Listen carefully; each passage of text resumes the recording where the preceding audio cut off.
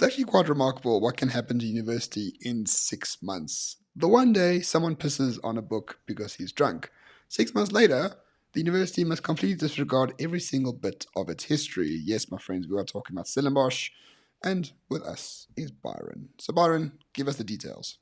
Yeah, so everybody in the country probably recalls the very famous case of the great pea pisser. And he peed on some guy's books and his laptop. It captured the nation, and everybody was in shock and awe.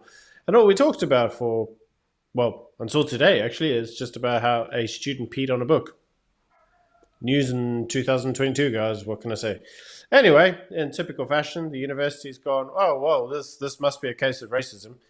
Even though the initial reports, if you recall, they asked the initial guy whose stuff was peed on, did he say anything racist? And he said, no, he just looked drunk out of his head. But now it's a case of racism. And Stellenbosch is saying maybe we should ban Afrikaans in the university because the guy who did the pissing was Afrikaans. But here's the caveat. Stellenbosch tried to ban Afrikaans before, and the DA took him on review. And they said, oh, well, okay, we understand that it wouldn't be inclusive and it would be against, democratic norms if we banned Afrikaans in the university. And it does seem now like what's actually going on is just an attempt to re-ban it through COVID means, using racism as an excuse. What do you think? No, I fully agree. I think this was, something that was strategically made a few months ago. They needed an excuse to push through transformation at Stellenbosch, and someone pissing on books is a perfect excuse to do that. So let us look quickly. There was a report drafted by Stellenbosch University by a former Constitutional Court judge. And this judge had the following things to say about Stellenbosch at the moment. Basically, the judge said that she would recommend that, the head of the different houses at Stellenbosch undergo leadership training, just, make that diversity training, because that's a much better way. But that training is to, reform what she calls a very toxic culture. And then she also said, the residences where this thing occurred needs now to be mixed gender rather than solely male. And lastly, she also recommended that the university considers reviewing and revising its language policy with the possibility to remove Afrikaans because it is exclusionary. Now, my friends, and Byron, of course, the entire point of Stellenbosch is that it is the preeminent Afrikaans university in the country. That is its roots, that's its culture, that's its history. And now, because someone pissed on books a few months ago, it must do away with all of that. You need an entire revolution at Stellenbosch University to make it feel more inclusive. Now, I'm sorry, mate. Universities are not meant to be inclusive. They are exclusive by design, exclusive by price, exclusive by what they teach, exclusive by entry requirements. This notion of being inclusive at all costs, even if it means destroying your entire history, is a very modern phenomenon that is going to wreak havoc across the world. Yeah, I think what's interesting in this article is that basically the university says that by allowing the university to continue its preference, and that's the words it uses, it says preference for Afrikaans, it being obviously a traditionally Afrikaans university, it says that it stops transformation. It says that it is anti-transformational. It is not putting everybody on a level playing field. So I think what we can take from this is that the university has obviously been captured by a degree of communist bullcrap. And in typical fashion, this level of leftism or communism that it seems to be going through Western universities appears to have taken itself en route in Stellenbosch. Because what they are saying is that basically by having an exclusivity of Afrikaans and by promoting Afrikaans, it is doing the black community a disadvantage because they're not Afrikaans. Yeah, but that's obvious.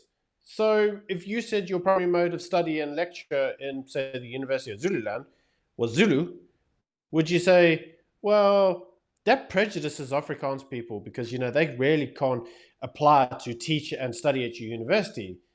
Wouldn't everybody else go, well, yeah, that's the point.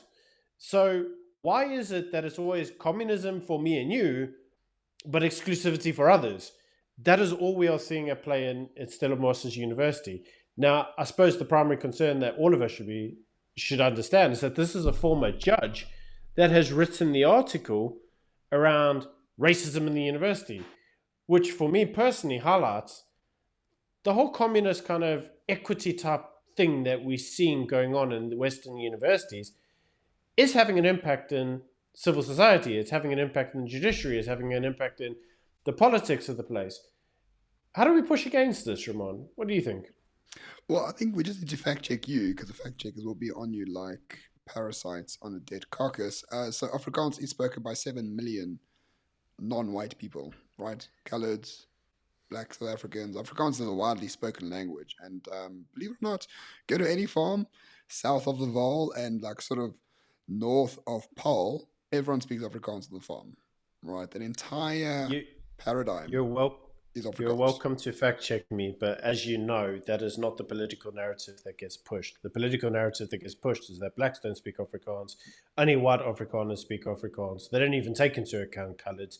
It must only be the whitey who speaks Afrikaans. That the whitey that's from Jan van Riebeck and from Holland, and no one else does. And so, obviously, when they see and they create these policies, what they are really doing is they're being transformational because they're getting rid of Jan van Riebeck. I mean, we all know what the thinking behind this is, and it's Mm, complete horseshit. But yeah. like anything based in communism, it has very little to do with facts and a lot to do about people's fifis. Indeed. So what we are seeing here is safe spaces for everyone except white people, right?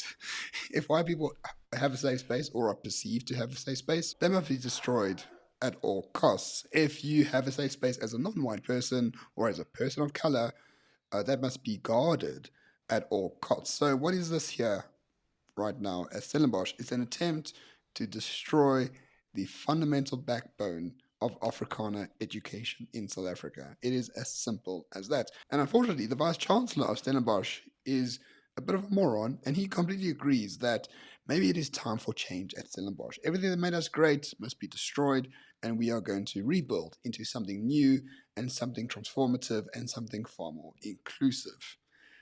How do you fight morons like this, Byron? I don't know. Build your own university, I suppose. Oh wait, isn't that what Solidariteit did? Good Yes. on Solidariteit! More to Solidariteit. Power to Solidariteit. I don't know, what else is there to say? Yeah, no, there isn't much more to say, but just know that, when you talk about state capture, like just think about mind capture, where everything white is deemed to be unworthy and evil, and everything that is not white is deemed to be sanctified and worthy of defense. That's it. That's the ideology of South Africa in 2022.